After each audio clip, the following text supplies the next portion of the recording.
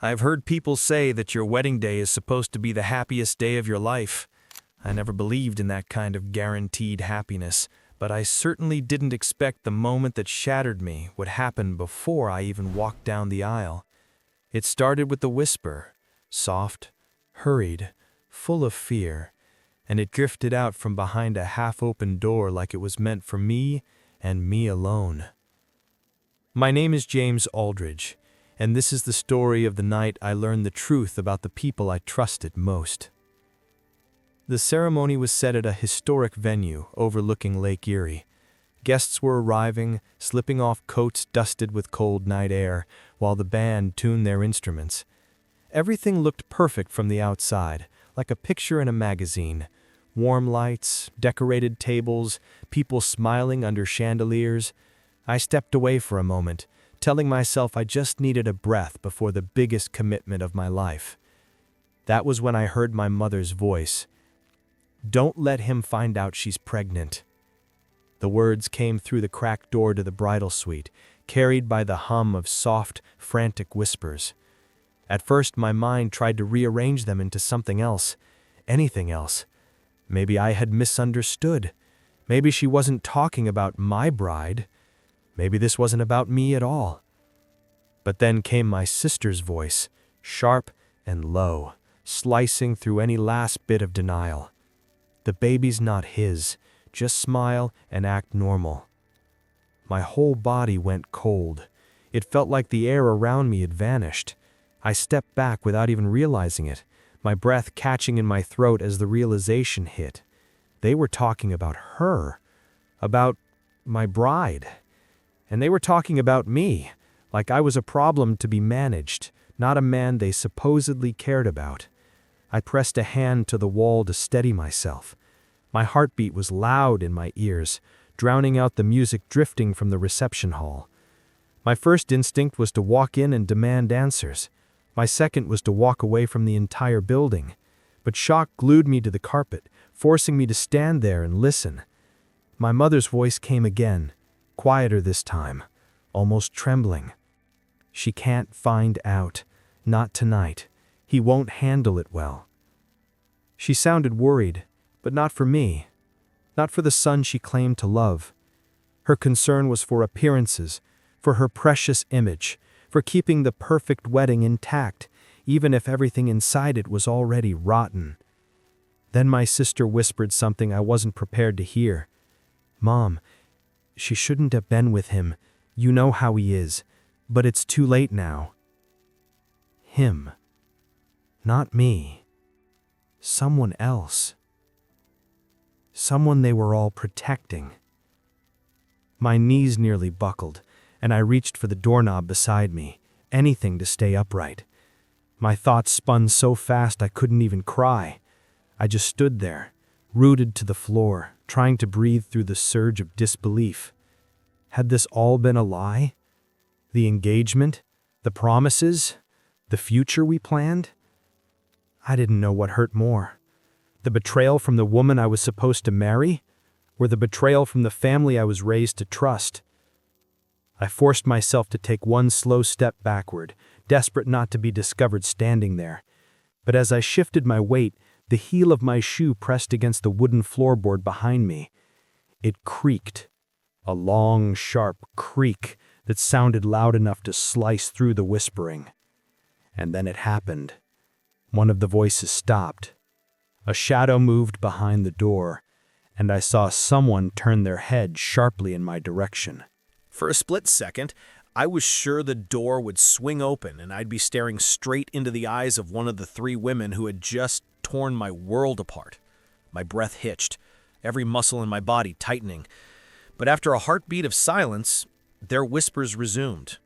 Lower, faster, like they sensed something was wrong but didn't dare check. Maybe they thought someone had bumped into furniture. Maybe they were too wrapped up in the secret to imagine that I could be standing just outside listening. Whatever the reason, I didn't wait around for a second chance. I slipped away from the door as quietly as I could, my shoes sinking into the hallway carpet, the blood roaring in my ears. I turned the corner, past the framed paintings of Lake Erie at sunset, and leaned against the wall, drawing in a shaky breath. The corridor felt cold and narrow, like it was closing in on me. My wedding, the night that was supposed to mark the beginning of my family, had started with betrayal. Betrayal from every direction. I shut my eyes for a moment and memories began flashing without permission. My brother, laughing as Mom covered for him after he wrecked Dad's truck. My brother receiving applause for the smallest accomplishments while I was told to work harder. My brother, always defended, always excused, always forgiven. And me, quiet, responsible James, always the afterthought. The steady one, the dependable one, the one no one worried about because I didn't cause trouble. But that night I realized something else. They didn't worry about me because they didn't see me. Not really. Not enough to protect me from a betrayal happening right under our roof. My chest tightened. I needed answers, but I didn't trust myself to confront anyone yet. Not my mother, not my sister, and certainly not my bride. Not when I could barely process the words I'd heard. And there was only one person in this entire venue that I knew I could turn to. Someone whose loyalty had never wavered. My father. He wasn't like them.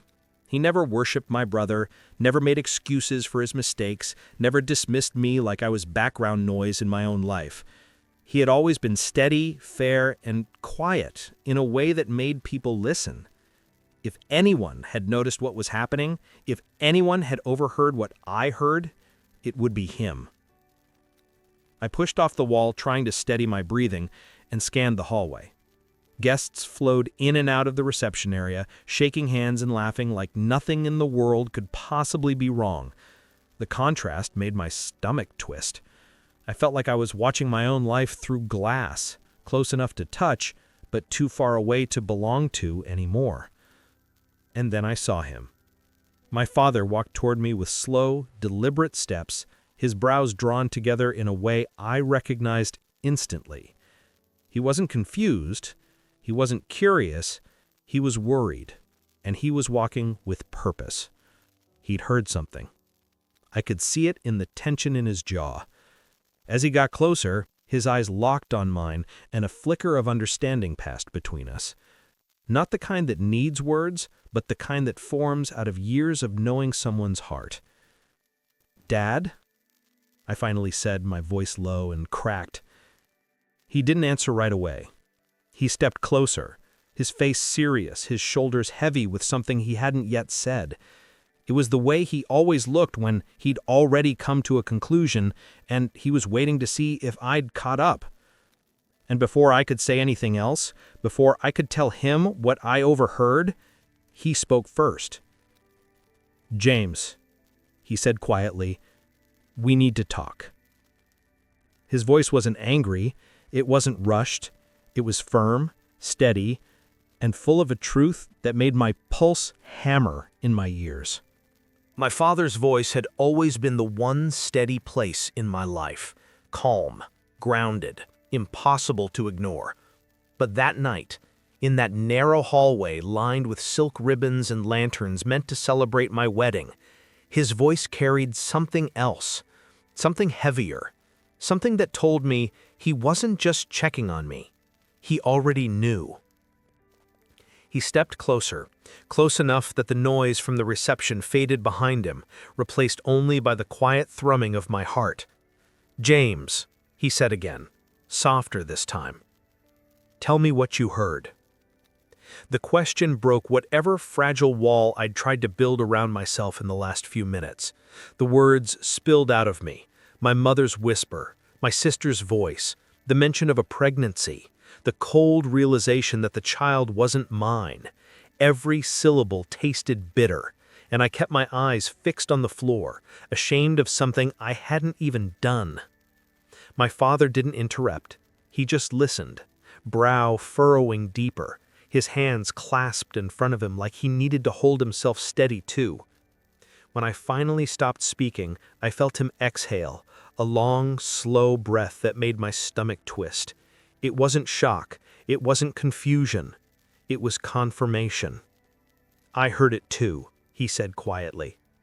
I lifted my head, searching his face, looking for any sign that I'd misunderstood. But he wasn't a man who spoke carelessly. He never had been. You heard them?" I asked. He nodded once. "I walked by just a few seconds after you did. I wasn't sure if you were still there, but I heard enough, more than enough." Hearing him say it, hearing him admit it, made everything real in a way I hadn't been ready for. This wasn't paranoia. This wasn't a mistake. This wasn't me overreacting. My father had heard it too, the most honest man I knew. He stepped beside me and placed a hand on my shoulder. I felt its weight, familiar and grounding. "James, you're not walking into a lie tonight." His voice didn't tremble. There was strength in it, strength I didn't have yet. I swallowed hard, trying to find my own voice. "Dad, I don't know what to do." It was the most vulnerable thing I'd said in years. He squeezed my shoulder gently. "You do. You just don't want to believe it yet." I didn't answer. I couldn't. My thoughts were a mess, images of the woman I loved, the vows we were supposed to exchange, the future I thought we were building. All of it felt wrong now. All of it felt stolen. But there was something else eating at me, something darker, something that burned through the shock and rose like smoke. "Dad," I whispered, barely managing the words. Who's the father?" My father didn't flinch. He didn't look away. He didn't stutter or hesitate. But there was a sadness in his eyes, deep, old sadness I didn't recognize, like this wasn't the first time he'd watched our family break from the inside. "James," he said slowly, "there's a reason your mother is trying so hard to hide this. A reason your sister is involved. A reason they were whispering instead of facing you." I felt my pulse spike. My legs tingled like they might give out. "Dad, please, just tell me." He took in a long breath. His hand tightened on my arm, as if preparing me for impact. "It's someone very close," he said. "Closer than you think. Someone in this family." The hallway tilted. The lights blurred. Somewhere in the distance, laughter echoed from the reception hall, mocking me with a happiness I no longer recognized. Someone in this family. Someone close. Someone my mother would protect. Someone my sister would help. Someone who had always taken more than he gave. My mind went straight to the one person who fit perfectly into that pattern, and before I could say his name, my father finished the thought for me. "James, I know exactly who the father is." When my father said those words, "I know exactly who the father is," it felt like someone had reached into my chest and tightened their grip around my heart. I couldn't breathe. I couldn't speak. For a moment, I wasn't even sure I was standing upright. The hallways seemed to shrink around us, the warm lights dimming into something colder, sharper, unforgiving. He didn't say the name. He didn't have to. Because the moment the shock settled, a memory surfaced. My brother grinning at me when we were kids, the kind of grin that always meant trouble for someone else, usually me. Then another memory, and another. Dozens of moments I had brushed off because that was what you did in our family. You accepted that he was the golden child, the one Mom protected at any cost, the one my sister followed like a shadow, the one who got away with everything simply by existing. My father watched my expression change, watched the pieces fall into place. His eyes softened, not with pity, but with understanding, the kind that only comes from a man who has seen this pattern for decades. "You already know," he said quietly. I swallowed hard, my voice barely a whisper. "It's him, isn't it?" My father nodded slowly. "Yes." I let out a shaky breath I didn't realize I'd been holding. My brother, my own brother. I shouldn't have been surprised, not after a lifetime of watching him charm his way out of consequences, but somehow that betrayal cut deeper than anything my bride could have done. It wasn't just a mistake. It wasn't an accident. It was intentional. A choice made by two people who should have loved me enough not to destroy me. I pressed a hand to my forehead, trying to stop the room from spinning. Why would he? My father looked away for a moment, jaw tightening. Because he's always taken what you had, what you earned, what you built. Your mother let him, your sister enabled him, and he learned that he could do anything without paying the price. His words hit me harder than I expected, because deep down, I had always known it. I had ignored it out of convenience, out of hope, out of the belief that blood could still mean loyalty. I was wrong. My father stepped closer again, lowering his voice. James, this ends tonight. Before you say a word in front of those people, before you give your heart to someone who's already sold hers to a lie, we end it. I looked at him, not trusting my voice, not trusting myself. I don't know if I can do this. Yes, he said firmly, you can, and you will, because you're not doing it alone. The words settled in my chest like a weight, but a grounding one. For the first time that night, the world stopped spinning long enough for me to breathe.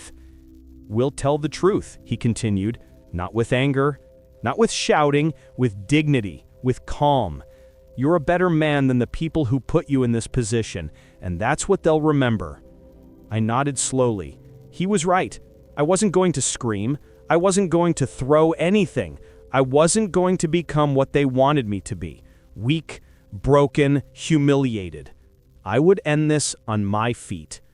My father placed a hand on my shoulder again, the same steady gesture he'd used my entire life.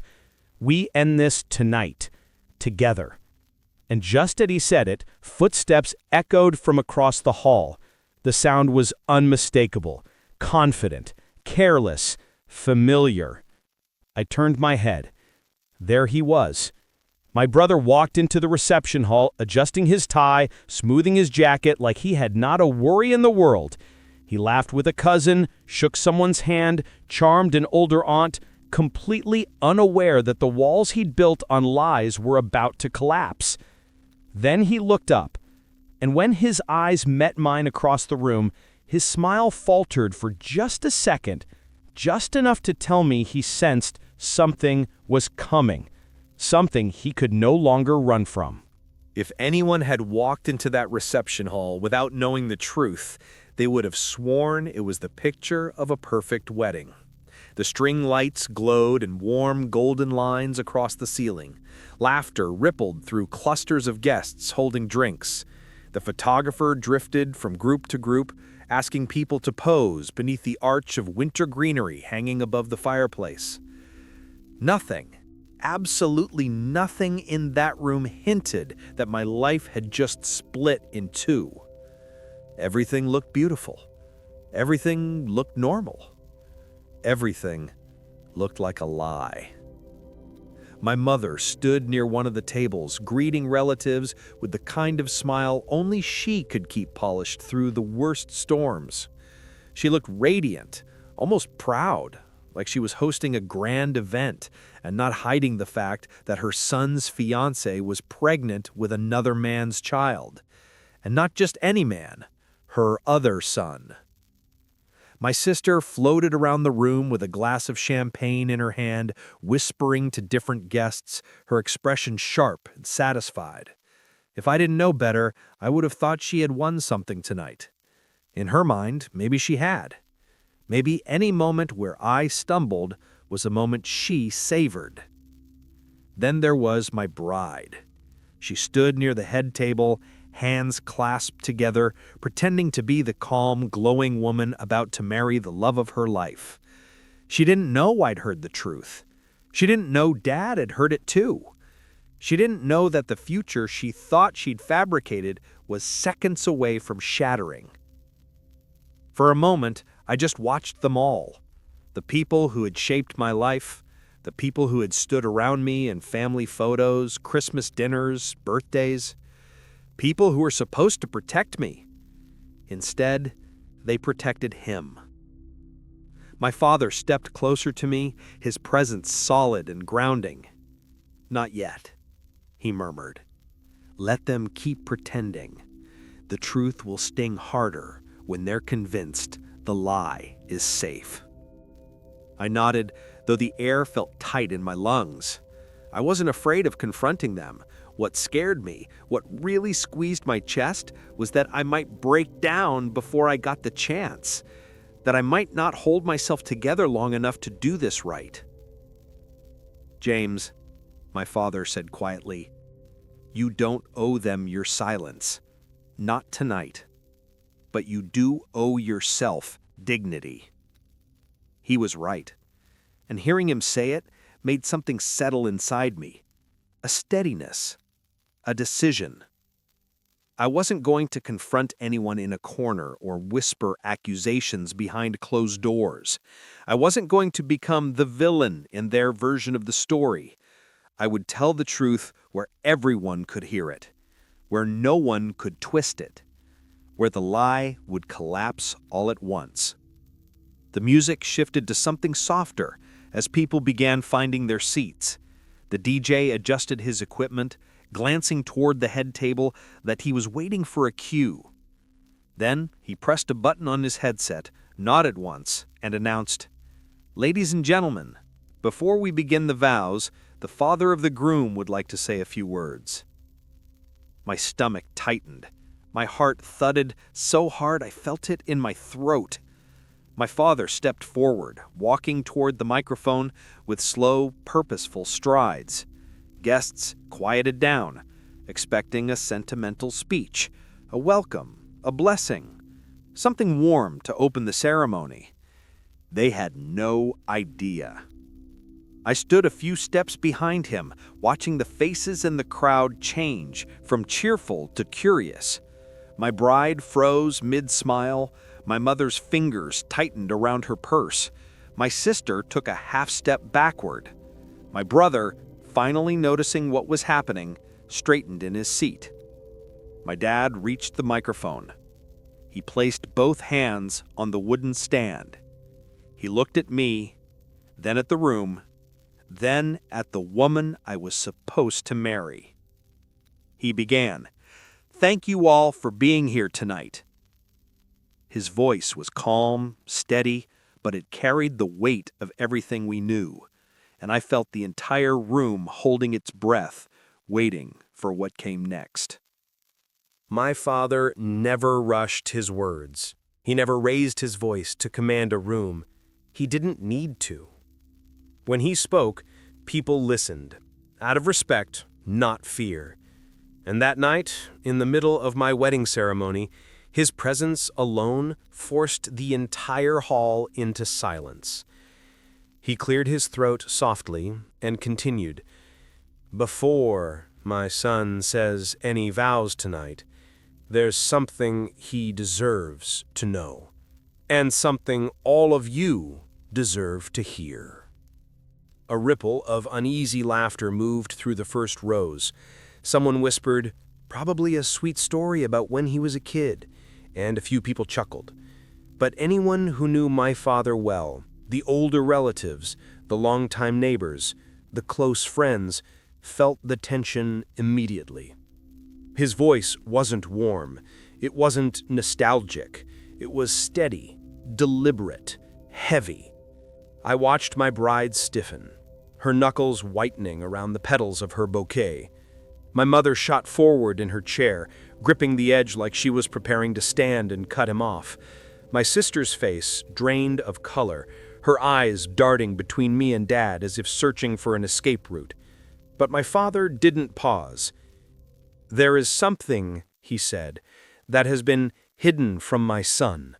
Something he was never meant to find out. Something that would have forced him into a future built on lies." A glass clinked against a table somewhere in the back, followed by a startled silence. Guests turned in their seats, brows tightening, smiles fading. The air felt thick enough to hold in my hands. "Dad," my mother whispered sharply from her table, a warning wrapped in desperation. But the microphone picked it up. Everyone heard it. My father raised a hand, not to silence her harshly, but to mark a boundary she had crossed long ago. "I won't sit by," and let my son walk into a life that was never meant for him." My bride's shoulders trembled. She tried to take a step toward the aisle, toward me, maybe to whisper something desperately convincing, but her legs barely moved. The truth was catching up to her faster than she could run. Dad turned slightly, and his eyes met mine. That tiny gesture alone almost broke me. It wasn't pity. It wasn't sorrow. It was strength. Borrowed strength he was giving me so I could stand long enough to face what came next. Then he faced the room again. Some of you may have noticed that the bride wasn't meant to be drinking tonight, and there's a reason for that. My brother shifted violently in his seat, like someone had kicked the chair from underneath him. My mother whispered, "Stop this, not here." Her voice cracked, and then the room fell into a vacuumed silence. The kind of silence that comes right before a tornado touches the ground. My father took a breath. He said, "A few minutes ago, I overheard a conversation between the bride, the groom's mother, and the groom's sister." A wave of murmurs broke out instantly. Heads turned, guests gasped, some women covering their mouths. My bride looked at the floor like she wished it would open and swallow her whole. My father tightened his grip on the microphone, and he continued, "What they didn't know was that my son heard them too." Eyes widened. My brother's face twisted, his jaw clenched tight, the veins in his neck visible from across the room. Dad's voice dropped into a stillness that made every person in that hall lean forward. "The truth," he said, "is that this baby she's carrying belongs to another man." A loud gasp broke from the guests. Someone whispered, "Oh my God." Another woman stood up, hand on her chest. Dad didn't blink, and then he delivered the blow that shattered the last illusion holding that room together. "Someone," he said slowly, "in this very family." The reaction was instant. Chairs scraping, people standing, everyone looking around, searching for the guilty face among them. One man in particular. My brother. His eyes went wide, his breathing quickened, and in the chaos erupting around us, he looked at me as if he finally understood one thing. There was no escape left. Chaos has a sound, and the moment my father revealed that the baby belonged to someone in this very family, the room erupted with it. Gasps, whispers, chairs scraping, hands flying to mouths, people twisting in their seats trying to understand what they had just heard. It didn't matter how warm the lights were or how elegant the decorations looked, the truth had broken through everything like a hammer shattering glass. But in the middle of that chaos, there was one person who went still. My brother. He froze so completely that it was as if the world moved around him while he remained locked in place. His eyes widened, his jaw clenched, his hand trembled against the linen tablecloth. He didn't blink, didn't shift, didn't breathe normally. He looked like a man who had spent his entire life outrunning consequences and had finally slammed straight into one he couldn't dodge. Our eyes met. And in that instant, it was all there. Not guilt, not remorse, just fear. Cold, naked fear. He knew that I knew. He knew Dad knew, and he knew there was no one left to protect him now. My bride stumbled to her seat, her bouquet dropping onto the floor. It hit with a soft thud, lost beneath the noise of guests whispering theories and accusations. My mother gripped her chair so tightly, her knuckles went white. My sister looked like she might faint or run. My father stepped away from the microphone, letting the truth hang in the air like a storm cloud no one could escape. That was my cue. I walked forward slowly, the sound of my own footsteps somehow louder than the crowd. Each step felt heavy, like I was wading through years of lies, lies I had never noticed because I had trusted the wrong people. By the time I stopped in front of my brother, The room had quieted just enough for my voice to cut through. "You," I said, my voice low. "You know exactly what you did." He swallowed hard. "James, wait, listen." "Don't," I said sharply. My father stayed behind me, silent but close. A wall, a witness, my anchor. My brother looked around desperately, as if someone, anyone, might jump in to save him, but Mom wouldn't meet her eyes. My sister stared at the floor. My bride crying quietly, her shoulders shaking, mascara running like ink across her skin. He was alone. For the first time in his life, he was alone. "James, I didn't mean," I asked. "Didn't mean to betray me? Didn't mean to sleep with the woman I was going to marry? Didn't mean to let my mother and sister help cover it up? Or didn't mean to get caught?" He had no answer. He had never needed one before. And then I turned, not to my father, not to the guests, but to the woman I had once imagined a future with. My bride lifted her head slowly, her eyes swollen, red, terrified. She tried to reach her hand toward me, but it hovered in the air, unsure, trembling. "James, I'm sorry," she whispered. But I didn't go to her. I didn't touch her hand. I didn't offer comfort. Instead, I asked the question that had been burning inside me since I first stood outside the bridal suite doors. "How long," I said, my voice steady despite the storm inside me, "how long have you both been lying to me?" A collective gasp swept across the hall. Even the band members in the far corner paused, wide-eyed behind their instruments. My mother covered her mouth. My sister stepped back, as if struck. My brother opened and closed his mouth like he couldn't find air. My bride broke entirely, sobbing into her hands. But I didn't move. I didn't soften. I didn't break. Because this time, the truth was on my side, and everyone in that room was finally seeing it. For a moment, no one in the room moved. Not my brother, not my bride, not even the guests, who seemed suspended between disbelief and shock. All you could hear was the faint hum of the lights and the shaky breath of the woman I was supposed to marry. Her tears fell freely, her shoulders trembling as she whispered, "James, please let me explain." Explain? What explanation could undo what I had overheard? What excuse could erase the whispers behind that door? What reason could make it less cruel that the child she carried, the child I was supposed to raise, belonged to my brother? I took a slow breath, steadying myself. "There's nothing you can say," I told her softly. "Not with anger, not with bitterness, just truth. Simple, final truth." She covered her face, her sobs echoing faintly through the hall.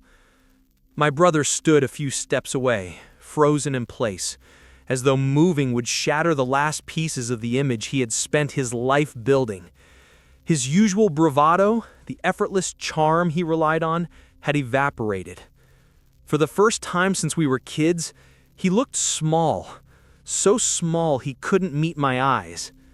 But it was my father who stepped forward, placing a hand on my back, grounding me. "You're not staying here," he said quietly. And I knew he wasn't talking about the wedding. He meant the lie, the manipulation, the expectation that I would swallow humiliation the way I had been taught to my entire life. No more. I turned to face the guests, people who had come to celebrate a union, unaware that they were witnessing the ending of something instead. Faces stared back at me, some shocked, some sympathetic, others ashamed because they knew my family well enough to understand what had just happened. I reached into the pocket of my suit jacket and pulled out the ring I had been ready to place on her finger. It felt heavier now, as if it carried the weight of every promise that would never be kept. My bride sobbed harder when she saw it. I walked toward the head table. Each step echoed through the hall. the sound of finality. When I reached the front, I set the ring gently, almost tenderly, on the white tablecloth. The small clink it made sounded louder than the microphone my father had spoken into. Then I looked at her. Her makeup streaked, her chest rising and falling in panicked breaths, her eyes begging for something I couldn't give her anymore. I won't marry into a lie.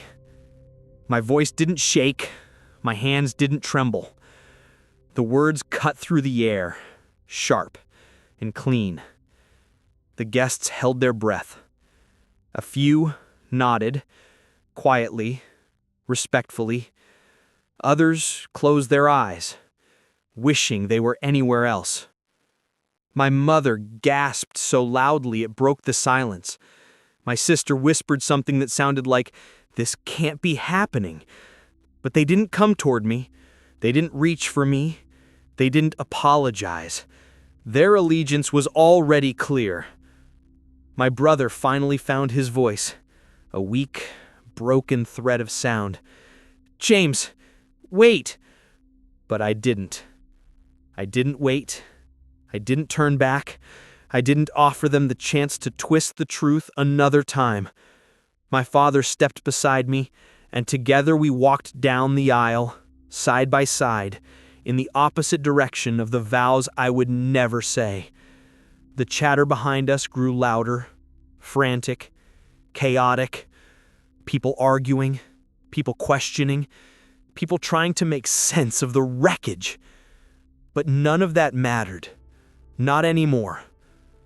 When we reached the exit, my father opened the door, letting in a rush of cold, eerie air that cut through the warmth of the reception hall like a cleansing blade. The wind brushed my face, sharp and fresh, and for the first time in what felt like years, I took a full breath, a clean breath, a free breath. My father looked at me and squeezed my shoulder. "You did the right thing, son." Behind us, my family unraveled. Ahead of us, the quiet night waited, and I stepped into it. No longer a groom, no longer a victim, but a man finally choosing himself.